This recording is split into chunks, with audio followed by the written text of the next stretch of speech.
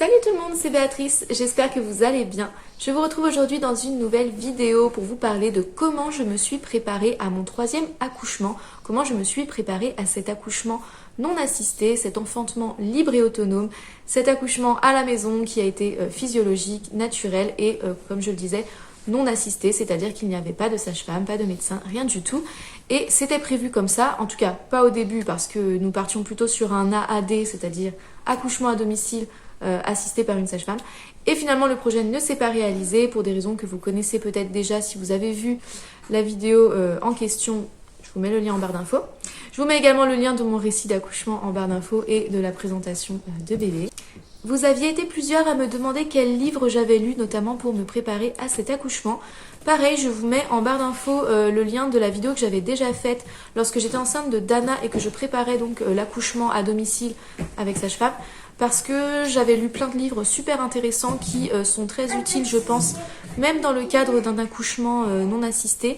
D'ailleurs, ils sont très utiles, je trouve, pour n'importe quel accouchement, peu importe que vous le fassiez à la maison, à la maternité, avec, sans péridurale. Je pense que c'est toujours intéressant de lire des livres sur l'accouchement. Donc n'hésitez pas à aller voir parce que du coup je ne vais pas les remontrer ici, même s'il y en a certains que j'ai relus pendant cette 3e grossesse. Juste avant de commencer, je m'excuse, il y a Zoé et Dana à côté de moi dans le canapé. Zoé dort à peu près, mais bon, avec sa soeur qui gigote à côté, c'est pas évident. Et c'est possible que vous entendiez un petit peu Dana parler ou que vous la voyez un peu gigoter. Alors pour commencer, j'ai lu L'accouchement sans douleur de Grantly Dick Reid. J'espère que je prononce correctement. C'est un livre dont j'avais entendu parler déjà lorsque j'étais enceinte de Dana, mais je ne pouvais pas acheter tous les livres non plus parce qu'à un moment donné, c'est un budget aussi. Celui-ci, il est très intéressant. Il parle beaucoup de la notion de peur et il nous explique beaucoup à quel point la peur va jouer sur la douleur ressentie, sur les sensations ressenties et du coup sur le déroulé de l'accouchement aussi. Alors, je ne suis pas d'accord avec tout ce qui est dit dans le livre, d'ailleurs c'est le cas pour la plupart des livres, mais c'est toujours comme ça, donc prenez ce qui résonne en vous et laissez le reste. Moi c'est comme ça que je procède, mais il est super intéressant, je vous le recommande quand même. Il date pas d'hier, d'ailleurs je l'ai trouvé d'occasion parce qu'il est dur à trouver, mais il était super intéressant à lire et je l'ai beaucoup apprécié. Ensuite, j'ai lu Intime naissance, choisir d'accoucher à la maison. Celui-ci, pour le coup, il regorge de témoignages. Il a de très très belles photos aussi, donc c'est super intéressant d'avoir des récits de naissance. Celui-ci, pour le coup, je l'ai bien aimé parce qu'il a plein de témoignages, mais je ne l'ai pas lu entièrement parce qu'il est très très long. Certains témoignages m'intéressaient un petit peu moins. Moi, j'avais surtout envie d'entendre les femmes raconter leur accouchement, si possible non assisté.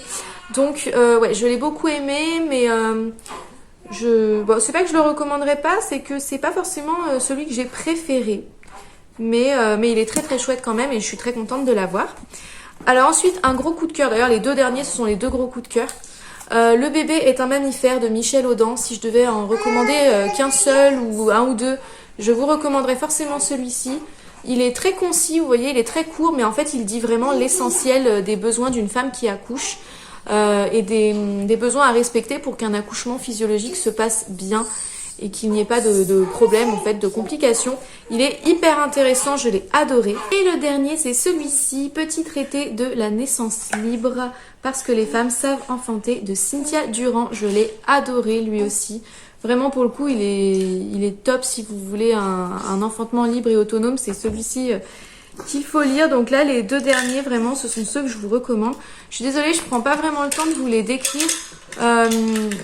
À la limite, je vous ferai des petites photos, des résumés à l'arrière pour que vous puissiez regarder. Mais avec les deux enfants, là, c'est pas facile de filmer une vidéo, donc je suis assez brève. Mais en tout cas, voilà, si j'en avais deux à vous recommander, ce serait plutôt ces deux-ci. Donc le bébé est un mammifère et Petit traité de la naissance libre. Voilà, donc en termes de nouveaux livres concernant l'accouchement, c'est tout ce que j'ai lu. Sinon après, comme je vous le disais, j'en ai relu un ou deux que j'aime beaucoup, notamment Accoucher par soi-même et je crois que c'est le guide de la naissance naturelle aussi que j'aime plutôt bien. Voilà, sinon je voulais vous dire aussi de quelle façon je m'étais préparée à cet accouchement, donc en dehors des lectures. Puisqu'en fait, ce qui m'a beaucoup aidé aussi, c'est d'adhérer à des groupes Facebook qui parlent de l'accouchement non assisté, donc des personnes qui le vivent ou qui l'ont vécu ou qui s'apprêtent à le vivre. C'est super intéressant parce qu'on peut échanger toutes nos informations, on peut poser nos questions, parler de nos ressentis, poster nos récits d'accouchement. On peut lire du coup plein de récits tous plus beaux les uns que les autres et ça fait envie quoi. Et puis surtout ça donne confiance. Voilà, ça c'était d'une grande utilité j'ai trouvé. Et puis c'était très sympa aussi. D'ailleurs il faut que je poste mon récit d'accouchement là-bas aussi.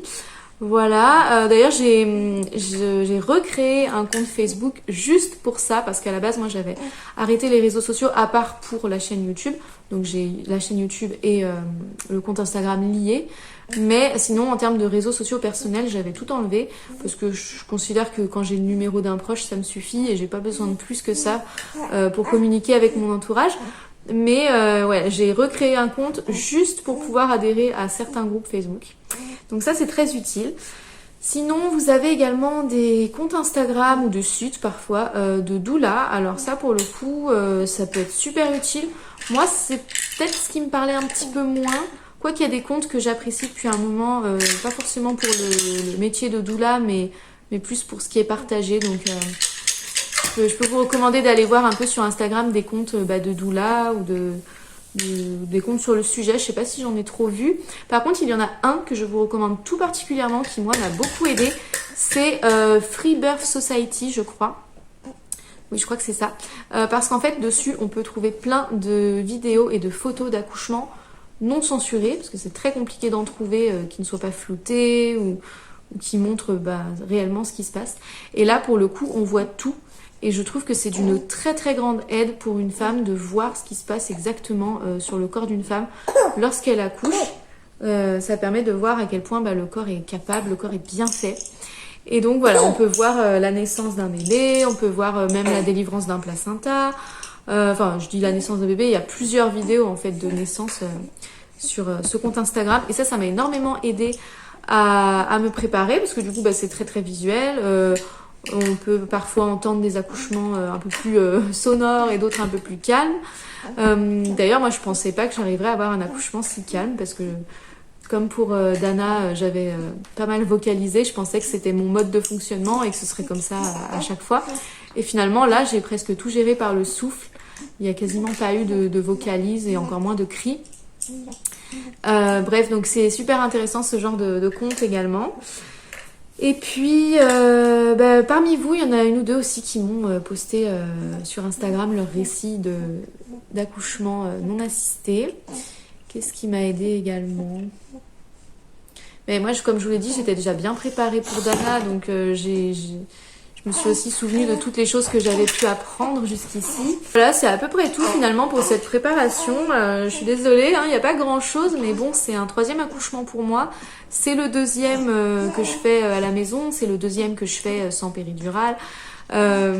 Du coup, j'avais pas plus que ça le besoin de m'y préparer. Enfin, en tout cas, j'ai pas trop ressenti le besoin de me préparer comme pour Dana, où là, pour le coup, c'était un peu le grand saut dans l'inconnu, puisque j'allais pour la première fois sentir toutes les sensations de A à Z.